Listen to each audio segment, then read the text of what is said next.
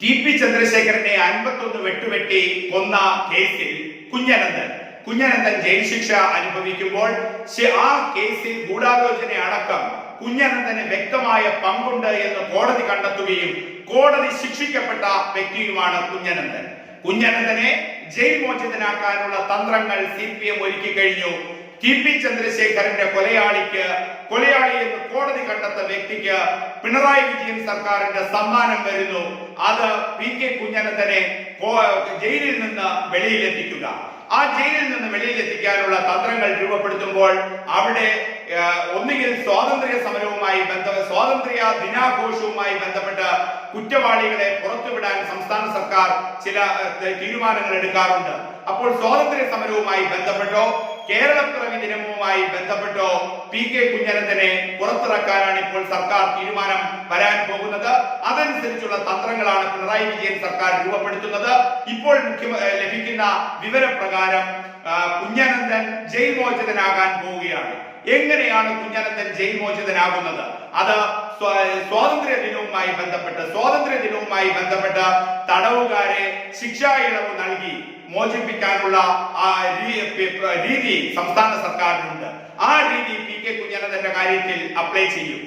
അതല്ല എങ്കിൽ കേരളപ്പിറവി ദിനവുമായി ബന്ധപ്പെട്ട് ആയിരിക്കും ചെയ്യുക. ഈ രണ്ട് സന്ദർഭങ്ങളിൽ ഒന്ന് P.K. കുഞ്ഞനന്തനെ പുറത്തെത്തിക്കാൻ പിണറായി വിജയൻ സർക്കാർ തീരുമാനമെടുക്കുന്നു.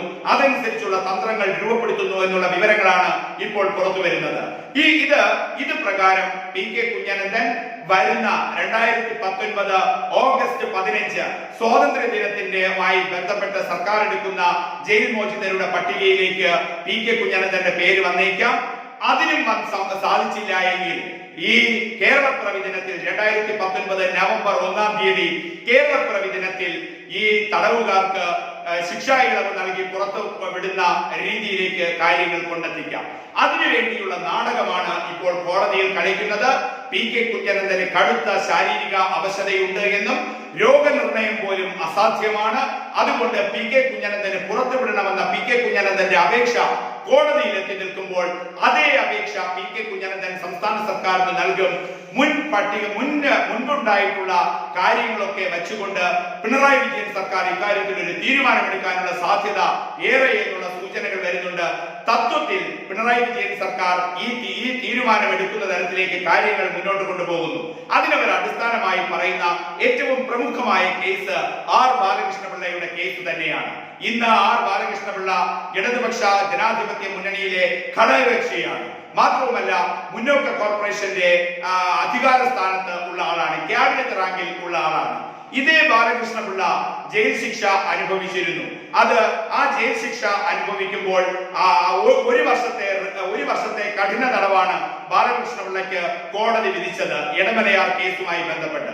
അപ്പോൾ ഇടമലയാർ കേസിൽ കോടതി 1 വർഷം ശിക്ഷിക്കപ്പെട്ട ബാലകൃഷ്ണപിള്ള ജയിലിൽ അടയ്ക്കപ്പെട്ടു. ആ ബാലകൃഷ്ണപിള്ളയെ സർക്കാർ പുറത്തുവിട്ടത് ഇത്തരത്തിൽ ശിക്ഷാ ഇളവുമായി ബന്ധപ്പെട്ടാണ്. ഒരു കേരളപ്പിറവി ദിനത്തിൽ 2011 കേരളപ്പിറവി ദിനത്തിലാണ് ജയിൽ മോചിതരാക്കുന്ന പട്ടികയിൽ ബാലകൃഷ്ണപിള്ളയെ ഉൾപ്പെടുത്തിയത്. അന്ന് ജയിൽ മോചിതരാകുന്ന പട്ടികയിൽ ബാലകൃഷ്ണപിള്ളയെ ഉൾപ്പെടുത്തുമ്പോൾ അന്ന് 138 തടവുകാരെയാണ് ഈ തരത്തിൽ ശിക്ഷാ ഇളവ് നൽകി ജയിലിന് പുറത്തെത്തിച്ചത് അന്നത്തെ സർക്കാർ. ആ സർക്കാർ ജയിലിന് പുറത്തേക്ക് ബാലകൃഷ്ണപിള്ളയെ എത്തിക്കുമ്പോൾ പ്രതിപക്ഷം, പ്രത്യേകിച്ചും V.S. അച്യുതാനന്ദൻ പ്രതിപക്ഷ നേതാവാണ്.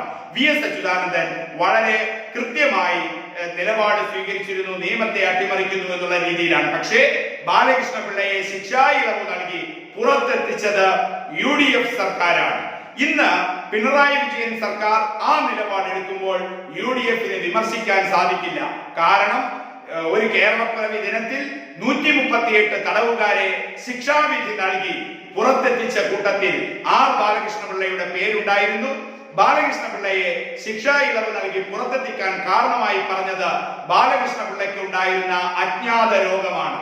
ബാലകൃഷ്ണപിള്ള അജ്ഞാത രോഗമുണ്ട് എന്നും ബാലകൃഷ്ണപിള്ള കടുത്ത ശാരീരിക അസ്വസ്ഥതകൾ ഉണ്ട് എന്നും ബാലകൃഷ്ണപിള്ള അജ്ഞാത രോഗത്താൽ കടുത്ത ശാരീരിക ദുർസ്ഥിതിയിലേക്ക് എത്തിയിരിക്കുന്നു എന്നുമുള്ള മെഡിക്കൽ റിപ്പോർട്ടുകളും ചർച്ചകളും ഉണ്ടായിരുന്നു.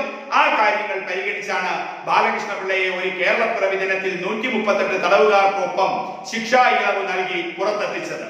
അതേ രീതിയിൽ പി കെ കുഞ്ഞനന്തനെ ശിക്ഷാ ഇളവ് നൽകി വരുന്ന സ്വാതന്ത്ര്യ ദിനവുമായി ബന്ധപ്പെട്ടോ കേരളപ്പിറവി ദിനത്തിലോ പുറത്തെത്തിക്കാൻ പിണറായി വിജയൻ സർക്കാർ മുഴുവൻ തന്ത്രങ്ങളും ആവിഷ്കരിക്കുന്നു.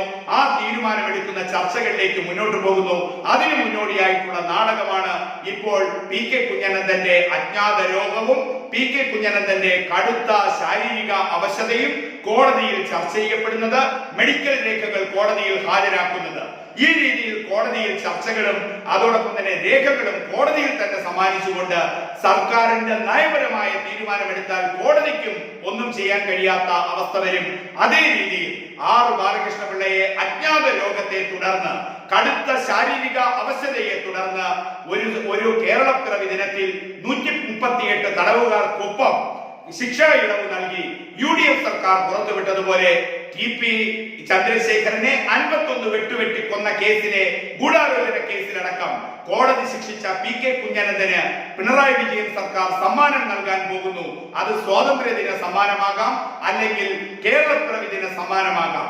ആ സമ്മാനം ബാലകൃഷ്ണപിള്ളയെ പിന്തുടർന്നുകൊണ്ട് കടുത്ത ശാരീരിക അവശത കാരണം, അല്ലെങ്കിൽ അജ്ഞാത രോഗം, ചികിത്സിക്കാൻ കഴിയാത്ത അജ്ഞാത രോഗം കാരണം സംസ്ഥാന സർക്കാരിന്റെ വിവേചനാധികാരം ഉപയോഗിച്ചുകൊണ്ട് തടവുകാർക്ക് ശിക്ഷാ ഇളവ് നൽകുന്ന ആ പദ്ധതിയിലേക്ക് പി കെ കുഞ്ഞനന്തന്റെ പേരും കൊണ്ടുവന്ന പി കെ കുഞ്ഞനന്തന് പുറത്തെത്തിക്കാനുള്ള നീക്കം പിണറായി വിജയൻ സർക്കാർ നടത്തുന്നു.